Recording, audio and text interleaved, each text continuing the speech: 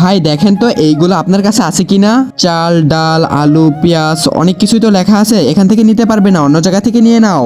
কেন দিতে পারবে না? এখান থেকেই নিবো। আমি তোমাকে চিনি, তুমি দাও। না, আমি তোমাকে দিতে পারবো না, তুমি অন্য জায়গা থেকে নিয়ে নাও। যাও যাও। কেন তুমি আমাকে দিতে পারবে না? আমি তো তোমাকে ভালোভাবে চিনি, তুমি আমাকে দিয়ে দাও। কেন দিব না? আচ্ছা শুনতে চাও? তাহলে ভিতরে আসো।